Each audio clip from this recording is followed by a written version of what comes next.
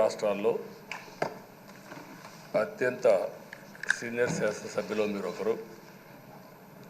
BC నేతగా గుర్తింపు ఉన్న మిమ్మల్ని నేడు శాసనసభ అధ్యక్ష పదవిలో చూడడం చాలా సంతోషంగా ఉంది. అధ్యక్ష, అంతవరకు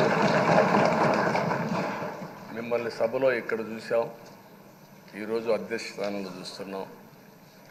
చాలా ఆనందంతో చాలా గర్వపడుతున్నాం. అందరి ఆమోదంతో 16వ శాసనసభకు స్పీకర్గా ఏకగ్రీవంగా ఎన్నికైన మీకు నా హృదయపూర్వక అభినందనలు, శుభాకాంక్షలు. ఈరోజు ఇక్కడ చాలామంది కొత్త శాసనసభ్యులు వచ్చారు. ఒకసారి అయ్యన్న పాత్రుడు గారి జీవితాన్ని కూడా ఆలోచించుకోవాల్సిన, మీరందరూ తెలుసుకోవాల్సిన అవసరం ఉంది. మనందరి మాదిరిగానే ఆయన కూడా ఒక హంబుల్ కుటుంబంలో 1957 సెప్టెంబర్ 4వ తారీఖున ఉత్తరాంధ్రలో నర్సీపట్నంలో జన్మించారు. తల్లిదండ్రులు చింతకాయల వరహాల దొర చెల్లాయమ్మ గారు. యువత రాజకీయాల్లోకి రావాలని ఆ రోజు ఎన్టీ రామారావు గారు పార్టీ పెట్టిన మొదట్లో పిలిపిస్తే 25 సంవత్సరాల వయసుండే సమయంలో రాజకీయాల్లోకి వచ్చిన వ్యక్తి అయ్యన్న పాత్రుడు గారు. అక్కడి నుంచి 7 సార్లు ఎమ్మెల్యే అయ్యారు, ఒకసారి ఎంపీ అయ్యారు. ఎమ్మెల్యేగా, ఎంపీగా, మంత్రిగా తెలుగు రాష్ట్రాల్లో తనకంటూ ఒక ప్రత్యేకమైన ముద్ర వేయగలిగారు. ఏ పదవి ఇచ్చినా ఆ పదవికి వన్నె తీసుకొచ్చిన వ్యక్తి అయ్యన్న పాత్రుడు గారు. వారి కుటుంబం కూడా మనం ఆలోచిస్తే కొంతమంది ఫస్ట్ జనరేషన్లో రాజకీయాల్లోకి వస్తారు. అయ్యన్న పాత్రుడు గారిని చూస్తే 6 దశాబ్దాలు రాజకీయ చరిత్ర కలిగిన కుటుంబం. 1962లో అయ్యన్న పాత్రుడు గారి తాత లచ్చాపాత్రుడు గారు స్వతంత్ర పార్టీ నుంచి పోటీ చేసి గెలిచారు. స్వాతంత్ర సమరయోధుడు గౌత లచ్చన్న సమకాలికునిగా పనిచేశారు. అదే వారసత్వాన్ని కొనసాగిస్తూ అయ్యన్న పాత్రుడు గారు ఇప్పటివరకు పనిచేస్తున్నారు. 83, 85, 94, 99, 2004, 2014, 2024లో ఎమ్మెల్యేగా విజయం సాధించారు. నర్సీపట్నంలో తెలుగుదేశం పార్టీ పెట్టినప్పటి నుంచి వారే పోటీ చేస్తున్నారు. అది వారి యొక్క ప్రత్యేకత. 7 సార్లు ఎమ్మెల్యే గెలవడం, 16 సంవత్సరాలు మంత్రిగా పనిచేయడం, 1996లో అనకాపల్లి ఎంపీగా గెలుపొంది 2 సంవత్సరాలు అక్కడ పనిచేయడం, తెలుగుదేశం పార్టీ పాలిట్ బ్యూరో సభ్యుడిగా 10 ఏళ్ళు పనిచేశారు. టెక్నికల్ ఎడ్యుకేషన్, రోడ్లు, భవనాల శాఖ, అటవీ శాఖ, పంచాయతీరాజ్ శాఖ మంత్రిగా బాధ్యతలు నిర్వహించారు. 3 సార్లు R&B మినిస్టర్గా పనిచేశారు. అదేవిధంగా మనం ఒకసారి చూస్తే ఎప్పుడూ పోరాట యోధుడు, రాజీ పడని నాయకుడు, ఒక విశిష్టమైనటువంటి లక్షణాలుండే వ్యక్తి. తెలుగు రాష్ట్రాల్లో ఏ మారుమూల ఎవరిని అడిగినా అయ్యన్న పాత్రుడు గారిని గురించి చెప్తారు. 66 సంవత్సరాలు, ఇప్పుడు కూడా ఫైర్ బ్రాండే, చనిపోయే వరకు ఫైర్ బ్రాండ్గానే ఉంది. ఎక్కడ దాంట్లో రాజీనే లేదు. అదే మరి ఇంకొక పక్కన చూస్తే తనకంటూ ఒక ఇమేజ్. అదే సమయంలో లాయల్టీ ఫ్యాక్టరీలో కరుడు గట్టిన పసుపు యోధుడుగా పార్టీలో ఇంతవరకు ఉన్నారు, ఎప్పటికీ ఉంటారు. అది ఆయన ప్రత్యేకత. నీతి, నిజాయితీ, నిబద్ధత ఇవన్నీ ఉణికిపుచ్చుకొని రాజకీయం చేశారు. 42 సంవత్సరాలు. ఇప్పుడు చాలామంది ఫస్ట్ టైం వచ్చేవాళ్ళు ఉన్నారు, కొంతమంది రెండోసారి వచ్చేవాళ్ళు ఉన్నారు. 42 సంవత్సరాలు ఒక నియోజకవర్గం అంటె పెట్టుకొని నర్చర్ చేసి 7 సార్లు గెలవడం అనేది ఒక అరుదైన అనుభవం. చాలామందికి 2-3 సార్లుగా ఫెట్టెక్కి వస్తుంది. అక్కడి నుంచి మనుషులు మారిపోతూ ఉంటాం. అలాంటి సందర్భంలో ఎప్పుడు కూడా రాజీ పడకుండా పనిచేశారు. 42 సంవత్సరాలుగా పసుపు జెండాను మోస్తూనే ఉన్నారు. పార్టీని కన్న తల్లిగా భావించే నాయకుడు, పోరాట యోధుడు. ఎప్పుడు కూడా రాష్ట్రంలో అభివృద్ధి చేయడమే కాకుండా ఉత్తరాంధ్ర అభివృద్ధి కోసం, ప్రత్యేకంగా విశాఖపట్నం అభివృద్ధి కోసం ఎనలేని కృషి చేసిన నాయకుడు అయ్యన్న పాత్రుడు గారని చెప్పి కూడా నేను మీకు తెలియజేస్తున్నాను. ఇంకొక పక్కన ఉత్తరాంధ్ర సుజల స్రవంతి, విశాఖపట్నం, విజయనగరం, శ్రీకాకుళం నీళ్లు కావాలి, గోదావరి నీళ్లు రావాలి, ఆ ప్రాంతం కూడా బాగుపడాలి, మా కరువు ప్రాంతానికి నీళ్లు కావాలని వెనకబడి క్యాబినెట్ మినిస్టర్గా దాన్ని శాంక్షన్ చేయించిన వ్యక్తి అయ్యన్న పాత్రుడు గారు. దానికి మనస్ఫూర్తిగా అభినందిస్తున్నాను. అందరికి కూడా కష్టాలు వస్తూ ఉంటాయి. ఆయన రాజకీయ జీవితంలో ఎప్పుడూ పడనటువంటి ఇబ్బందులు గత 5 సంవత్సరాలు పడ్డాడు. మామూలుగా కూడా కాదు. తన ఇంట్లోకి 100 మంది పోలీసులు పంపించారు. గోడలు పగలగొట్టారు. రాత్రిపూట భయంకరమైన వాతావరణాన్ని క్రియేట్ చేశారు. ఒక స్టేషన్లో కాదు, అనేక పోలీస్ స్టేషన్లో కేసులు పెట్టారు. రాత్రుల్లో దేశపోయి స్టేషన్ టు స్టేషన్ తిప్పారు. ఎక్కడా భయపడలా, ధైర్యంగా ఉన్నాడు. 23 కేసులు పెట్టారు. అందులో దగ్గర 10 కేసులు ఒక సిఐడిని పెట్టారు. అయితే రాజీలేని పోరాటం చేసి మనోనిబ్బరంతో ముందుకు పోయిన వ్యక్తి. కడాన మనందరం గుర్తుపెట్టుకోవాల్సింది 60 సంవత్సరాలు, 62-63 సంవత్సరాలు ఉండే వ్యక్తి పైన అత్యాచారం కేసు కూడా పెట్టారు. ఇవన్నీ కాకుండా అంటే ఎలాంటి పాలకులు ఉన్నారు, ఎలాంటి జరుగుతాయి అనేదానికి ఒక ఉదాహరణ ఇవన్నీ జరిగాయి.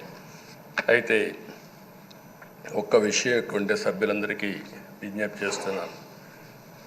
ప్రతి ఒక్క నాయకుల్లో కూడా ఒక స్ఫూర్తిదాయకమైన సంఘటనలు ఉంటాయి. అందుకే ఇన్నిసార్లు గెలుస్తారు. అలాంటి మన అయ్యన్న పాత్రుడు గారిలో ఉండే మంచి పాజిటివ్ పాయింట్స్ అన్నీ కూడా మీరు కూడా ఆలోచించుకోవాల్సిన అవసరం ఉంది. ఒక వ్యక్తి చట్టసభకు రావడం ఒక అరుదైన గౌరవం. ఇది ఒక అవకాశం. కొన్ని లక్షల మందిలో ఆ అవకాశం మనకు వస్తుంది. ఆ అవకాశంతోనే మనం అందరం ఇక్కడికి వచ్చాం. అయితే మనం అందరం గుర్తుపెట్టుకోవాల్సింది, మనల్ని ఎంపిక చేసిన ప్రజలకి ఏం చేయాలి, తాత్కాలికంగా ఏం చేయాలి, ఒక టైం బౌండ్ ప్రోగ్రాంలో ఏం చేయగలుగుతాం, దీర్ఘకాలంలో ఏం చేయగలుగుతామో మనం అందరం ఆలోచించుకుని అలాంటి సమస్యల్ని పరిష్కారం చేయాల్సిన బాధ్యత మనందరి పైన ఉంది.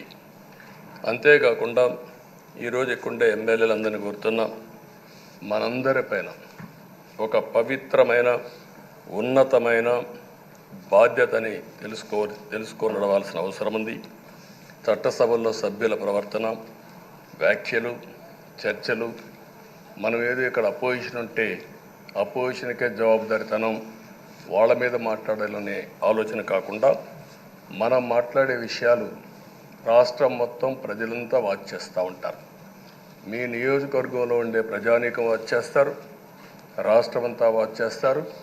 ఒక సభ్యుడిగా మీరు సమర్థవంతంగా పనిచేస్తే ఎక్కడ లేని గౌరవం వస్తుంది. దానికి మనందరం కృషి చేయాల్సిన అవసరం ఉంది. అయితే ఓసారి బాధేస్తుంది, గడిచిన 5 సంవత్సరాలు శాసనసభ అంటే చాలా భిన్నంగా నడిచింది.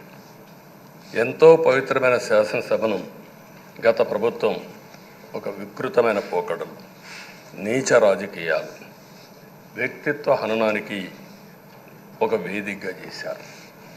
ఇదే అసెంబ్లీలో దూషణలు, బూతులు, వెక్కిరింతలు, కక్ష సాధింపులు, మైకు లేకుండా పోవడం ఒకటి కాదు, చాలా సమస్యలు వచ్చాయి.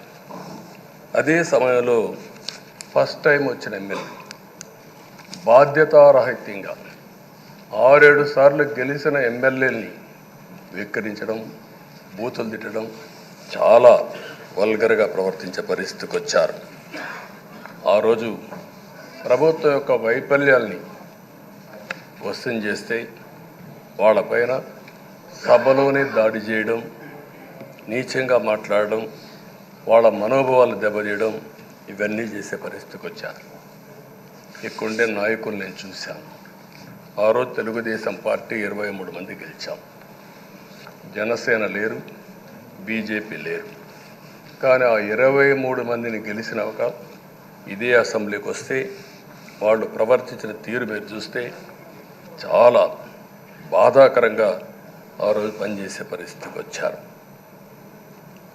ఆ రోజు ఒక్క విషయం మీరు చూస్తే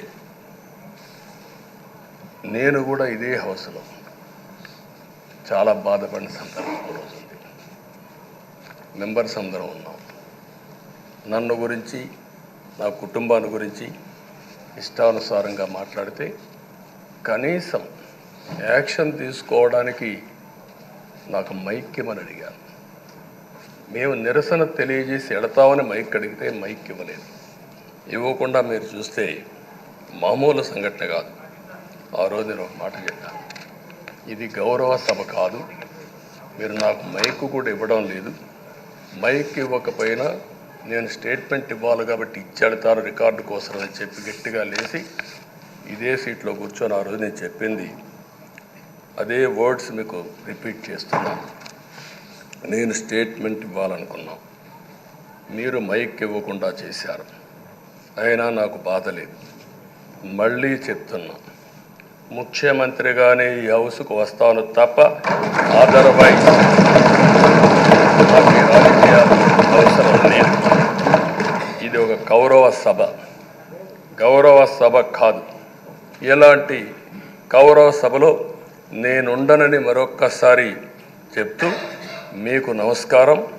ప్రజలకు విజ్ఞప్తి చేస్తున్నా, నా అవమానం మీరు అందరూ అర్థం చేసుకొని నిండు మనసుతో ఆశీర్వదించాలని కోరుతూ ఈ సభ నుంచి వాకౌట్ చేస్తున్నానని చెప్పి వాకౌట్ చేసి బయట ప్రెస్ కాన్ఫరెన్స్ పెట్టాను.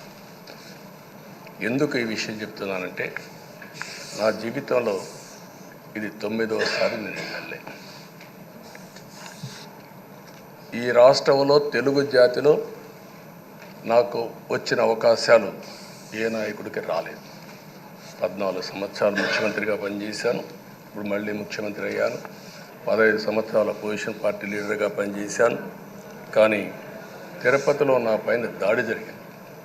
24 క్లేమోర్ మైన్స్ నా మీద బ్లాస్ట్ చేశారు. ఆ రోజు కూడా నా కళ్ళలో నీళ్ళు రాలేదు. మొట్టమొదటిసారిగా ఎలాంటి సంబంధం లేని నా సతీమణి పైన ఆరోపణలు చేశారు. ఆ ఒక్కరిపైన కాదు, ఈ రాష్ట్రంలో ఆడపడుచులందరిపైన, గౌరవంగా బ్రతికే ఆడబిడ్డలందరినీ అవమానం చేయడం, సోషల్ మీడియాలో పెట్టడం, క్యారెక్టర్ అసాసినేషన్ చేయడం, ఇలాంటి చాలా సంఘటనలు జరిగాయి. దానికి పరాకాష్ఠగా ఆ రోజు శాసనసభ్యులు కానీ కొంతమంది అయితే భవానీ శాసన సభలో సభ్యురాలుగా ఉండి ఎన్నో పోస్టింగ్స్ పెట్టే పరిస్థితికి వచ్చారు. అలాంటి సంఘటనలు చూసిన తర్వాత ఫస్ట్ టైం నా జీవితంలో ఆడబిడ్డల కోసరం ఇలాంటి హననాన్ని చేశారని బాధపడుతూ కంటతడి పెట్టాను. ఆ రోజే అనుకున్నా, ఇలాంటి పార్టీ ఈ రాష్ట్రానికి అరిష్టం, ఇలాంటి వ్యక్తిత్వం ఉండకూడదు. మళ్ళీ ఈ రాష్ట్రాన్ని గౌరవ సభ చేసి హోందాగా నడిపించే వరకు నేను పనిచేస్తానని చెప్పి ఒక శపథం చేశాను. ఆ శపథం ప్రకారమే ప్రజలు గెలిపించారు, వచ్చాను. ఈరోజు 2 సంవత్సరాల తర్వాత, ఆ రోజు నేను వెళ్ళింది 2021 నవంబర్ 19వ తారీఖున వెళ్ళాను. నిన్న మీ అందరి ఆశీస్సులతో, ప్రజలందరి యొక్క ఆమోదంతో ఈ సభలోకి ఎంటర్ అయ్యాం. నాకు జరిగిన అవమానం కానీ, ఆడబిడ్డలకు జరిగిన అవమానం కానీ భవిష్యత్తులో ఎవరికీ జరగకుండా కాపాడే బాధ్యత ఈ అసెంబ్లీ తీసుకోవాలని అందరినీ కోరుకుంటున్నాను. నా గౌరవాన్ని కాపాడిన ప్రజానీకానికి మరొకసారి మనస్ఫూర్తిగా ధన్యవాదాలు, అభినందనలు. నా జీవితాంతం రుణపడి ఉంటా. మళ్ళీ నాకు జన్మనంటే తెలుగువాడిగా పుట్టాలని, తెలుగు గడ్డ రుణం తీసుకోవాలని నా ఆకాంక్ష. తప్పకుండా ఇచ్చేస్తాను. మొన్న మీరు ఒక్కసారి చూస్తే ఎన్నికల్లో ఇక్కడుండే శాసనసభ్యులందరికీ అనుభవం ఉంటుంది. ఎక్కడో అమెరికాలో ఉండే వ్యక్తులు 5 లక్షలు 10 లక్షల రూపాయలు ఖర్చు పెట్టుకుని ఓటొచ్చి ఓటేయడం, నెల 2 నెలలు పనిచేసే పరిస్థితికి వచ్చారు. వేరే రాష్ట్రాల్లో ఉండే ప్రతి ఒక్కరూ ఇది నా బాధ్యత అనే ఉద్దేశంతో అందరూ వచ్చి ఓట్లేసే పరిస్థితికి వచ్చారు. కొన్ని సంఘటనలు చూస్తే ఆశ్చర్యం వేస్తుంది. హైదరాబాద్ నుంచి ఎన్నికల ముందు రోజున 55 ట్రైన్లు వేశారు. 55 ట్రైన్లో ఫుట్పాత్ల పైన నిలబడుకొని వచ్చారు. ఏసీలో ఫుల్గా, మామూలుగా ఏసీ అంటే ఒక ప్రెషర్ ఉంటుంది, ఎక్కువ మంది ఉంటే గాలి ఆడదు. అయినా కూడా లెక్క పెట్టుకోకుండా వచ్చారు. వీళ్ళందరినీ మనం పిలిస్తే రాలా, మనం ఆర్గనైజ్ చేస్తే రాలా. కానీ ప్రజలు గెలవాలి, ఈ రాష్ట్రాన్ని కాపాడుకోవాలని పిలిపించాం. ఎన్డీఏ, పవన్ కళ్యాణ్ గారు, బీజేపీ, తెలుగుదేశం ముగ్గురం కలిసి దాంతో స్పందించి పెద్ద ఎత్తున ప్రతి ఒక్కరూ మా బాధ్యతను వచ్చారు. అదే మాదిరిగా పేదవాడు భోజనం తెచ్చుకొని బస్సుల్లో వచ్చి ఓటేసి మళ్ళీ వెళ్ళారు. అంటే అంత అభిమానం చూపించారు. వాళ్ళ రుణం తీర్చుకోవాల్సిన బాధ్యత ఈ సభ పైన ఉందని చెప్పి మీ అందరికీ తెలియజేస్తున్నా. ఆ బాధ్యతని మన కళ్ళ ముందు ఎప్పుడూ కనపడవలసిన అవసరం ఉంది. ఈరోజు రాష్ట్రం విధ్వంసమైన రాష్ట్రాన్ని మళ్ళీ గాడిన పెట్టాలి. మంత్రులందరం ప్రమాణ స్వీకారం చేశాం. పవన్ కళ్యాణ్ గారు అందరం కూడా చేశాం. కానీ ఈరోజు ఒక్కసారి ఆలోచిస్తే ఎక్కడున్నామో తెలియని పరిస్థితి, ఎంత అప్పు ఉందో తెలియని పరిస్థితి, చాలా సమస్యలు ఉన్నాయి. అయితే ప్రజలు మంచి ఎమ్మెల్యేలు ఎన్నుకున్నారు. నేను కానీ, పవన్ కళ్యాణ్ గారు కానీ, బీజేపీ కానీ, అగ్రనాయకత్వం అందరం కూడా, నరేంద్ర మోడీ గారితో సహా ఇంకొక పక్క అమిత్ షా గారు అందరం కూడా మీటింగ్లు పెట్టినప్పుడు చాలా స్పష్టంగా హామీలు ఇచ్చాం. అవి నమ్మారు, మనలందరినీ ఎంపిక చేసుకున్నారు.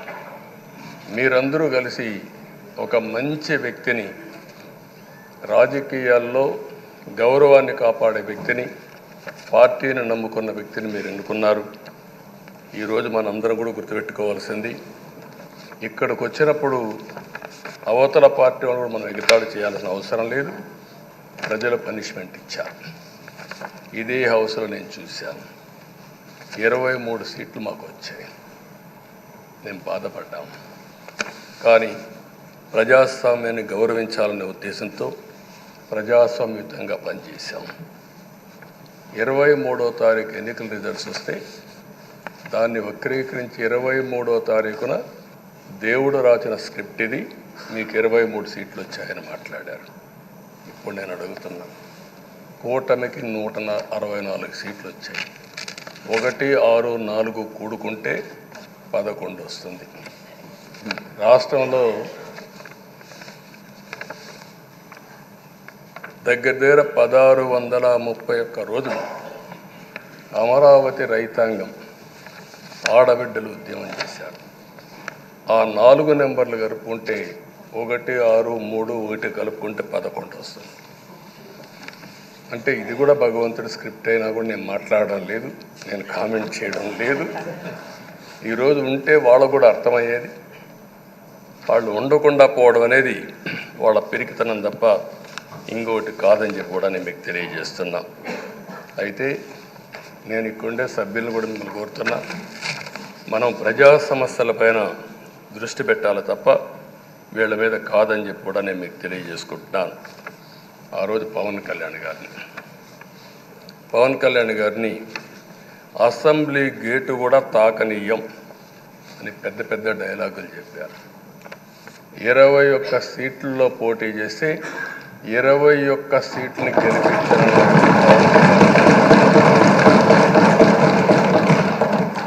వైనాట్ 175 అని చెప్పి 11 కూడా తెచ్చుకోలేని నాయకత్వం. అంటే ఏ విధంగా మాట్లాడారు అనేదానికి ఇది ఒక ఉదాహరణ. ఆ రోజు పవన్ కళ్యాణ్ గారు చాలాసార్లు, నేను కూడా అన్నాను, బయట చాలామంది అభినందించారు. ఎక్కడ తగ్గాలో తగ్గడం, ఎక్కడ గెలవాలనో గెలవడం నేర్చిన వ్యక్తి పవన్ కళ్యాణ్ గారు. దానికి మనస్ఫూర్తిగా అభినందిస్తున్నాను. ఈరోజు మనందరం కూడా గుర్తుపెట్టుకోవాల్సింది, రాజకీయాల్లో సుదీర్ఘమైన రాజకీయాల్లో ఉన్నాం. మొత్తం కలిసి 16వ సభ. మీ అందరికంటే సీనియర్ మోస్ట్ నేను. 8 + 1 9వసారి, అంటే 16 సభల్లో 16వ సభ, 9 సభల్లో ఉన్నాను. అంటే అన్ని సభలను చూశాను.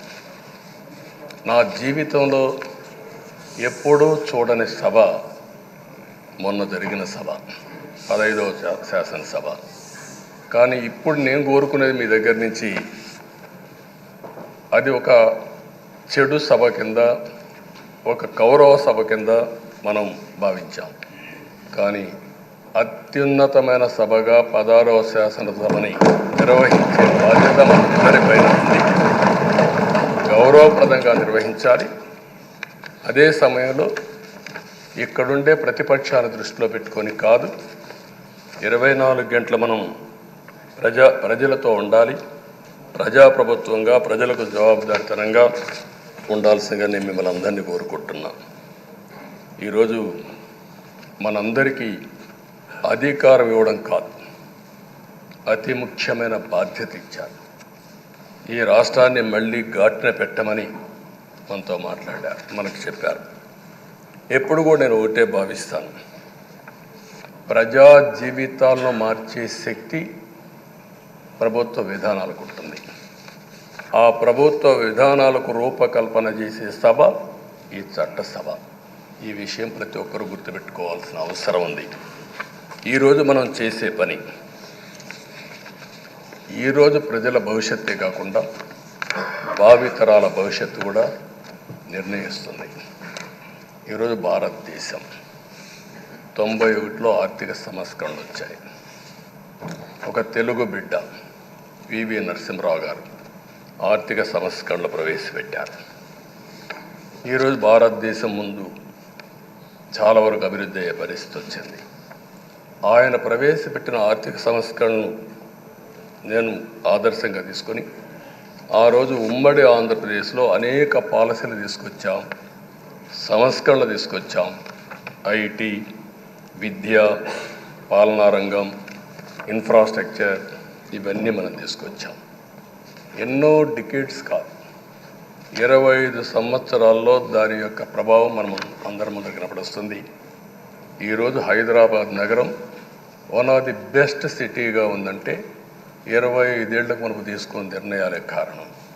ఈరోజు నేను అందరినీ ఒకటే కోరుతున్నా, మీ అందరినీ, ఈరోజు భారతదేశం 5వ అతిపెద్ద ఆర్థిక వ్యవస్థ.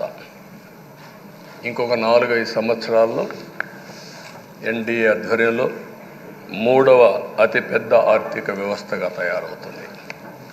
2047 వికసిత్ భారత్ ఎన్డీఏ నరేంద్ర మోడీ గారి కల అయితే, వికసిత్ ఆంధ్రప్రదేశ్ మనందరి కల కావాల్సిన అవసరం ఉంది. నాకు ఏమాత్రం అనుమానం లేదు, భారతదేశం ప్రపంచంలో అగ్రస్థానానికి వెళ్తాం. నెంబర్ 1 కానీ నెంబర్ 2 కానీ ఉంటాం. అదే సమయంలో మనందరి ఆశయం, మనం చేసే చట్టాలన్నీ కూడా తెలుగువారు ప్రపంచంలోని నెంబర్ 1గా ఉండాలని, ఆంధ్రప్రదేశ్ని జీరో పావర్టీ స్టేట్గా తయారు చేసి ఆర్థిక అసమానతలు తగ్గించే విధానానికి ఈ సభ శ్రీకారం చుట్టాలని కోరుకుంటూ, దానికి అయ్యన్న పాత్రుడు గారి అధ్యక్షతన మనం ముందుకు పోవాలని చెప్పి మనస్ఫూర్తిగా కోరుకుంటున్నాను. ఇంకొక పక్క ఈరోజు మీరందరూ కూడా గుర్తుపెట్టుకోవాల్సింది, ఈ సభలో దూషణలు, వెకిలి చేష్టలు అవి కాకుండా ఉందాతనంతో ప్రతి ఒక్కరం కూడా ముందుకు పోయే విధంగా కార్యక్రమాన్ని తీసుకుపోవాల్సిందిగా నేను కోరుతున్నాను. 16 సభలు మనం చూసాం. ఈ 16 సభలు మీరు చూస్తే ఆంధ్రప్రదేశ్ శాసనసభ హేమీలు వచ్చారు. అందులో టంగుటూరి ప్రకాశం పంతులు, ఎన్జి రంగా, నీలం సంజీవరెడ్డి, బెజవాడ గోపాల్ రెడ్డి, తెన్నేటి విశ్వనాథం, గౌత లచ్చన్న, పివిజి రాజు, ఉచ్చలపల్లి సుందరయ్య, అయ్యదేవర కాళేశ్వరరావు, చండ్ర పుల్లారెడ్డి, వావిలాలు గోపాలకృష్ణయ్య, మోటూరి హనుమంతరావు, గుంటూరి బాపనయ్య, కాకాని వెంకటరత్నం లాంటి ఉద్దండులందరూ వచ్చారు. వీళ్ళు కాకుండా పివి నరసింహారావు ఈ రాష్ట్రంలోనే పుట్టి కేంద్రం నుంచి ఆర్థిక సంస్కరణలు తీసుకొచ్చారు. ఇంకో పక్కన ఎన్టీ రామారావు గారు, ఒక చరిత్ర సృష్టించిన యుగ పురుషుడు ఎన్టీ రామారావు గారు. వీళ్ళందరూ మనకు ఆదర్శం కావాలని మనస్ఫూర్తిగా కోరుకుంటున్నాను. అందుకని ఈరోజు ఒక పక్కన చూస్తే చట్టసభల విలువ తెలిసిన వ్యక్తి అయ్యన్న పాత్రుడు గారు. అనేక సందర్భాల్లో ఒక్కోసారి ఆవేశాలు మెంబర్లో వచ్చాయి. అవన్నిట్లో మీరు కూడా భాగస్వాములుగా ఉన్నారు.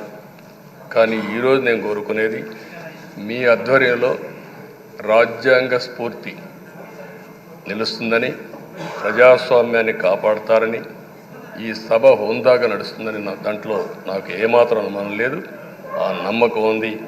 దానికి మరొక్కసారి మీ యొక్క ఆధ్వర్యంలో భగవంతుడు అన్ని విధాల మీకు ఆ శక్తినివ్వాలని, తప్పకుండా ఈ అసెంబ్లీ సెషన్స్లో ఈ 5 ఏళ్లలో రాష్ట్రానికి కొన్ని సమస్యలు ఉన్నాయి.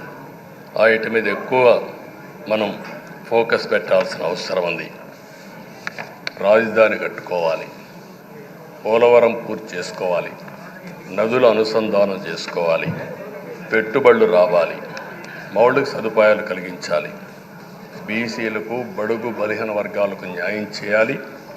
ఏది చేసినా పేదవాళ్ళ దృష్టిలో పెట్టుకొని ఈ అసెంబ్లీ చేసేటప్పుడు మీ అపారమైన అనుభవాన్ని మీరు ఉపయోగించుకొని ఈ సభను సక్రమైన దారిలో నడిపించేదానికి మీరు దోహదం చేయాల్సిందిగా మిమ్మల్ని అందరినీ కోరుకుంటూ, ఈరోజు మీరేసే మీ ఆధ్వర్యంలో జరిగే చర్చలు 2047కి తెలుగు జాతి ప్రపంచంలోనే నెంబర్ 1గా ఉండడానికి, ఈ రాష్ట్రంలో పేదరికం లేని సమాజాన్ని నిర్మాణం చేయడానికి, ఆర్థిక అసమానతలు తగ్గించే దిశగా మన ప్రయాణం సాగడానికి పూర్తిగా మీ ఆధ్వర్యంలో సాగాలని చెప్పి కోరుకుంటూ, మరొక్కసారి మీకు భగవంతుడు అన్ని విధాల ఆయురారోగ్యాలు ఇచ్చి ఈ సభను సుజావుగా నడిపించే కార్యక్రమానికి శ్రీకారం చుట్టాలని కోరుకుంటూ మీకు నమస్కారం.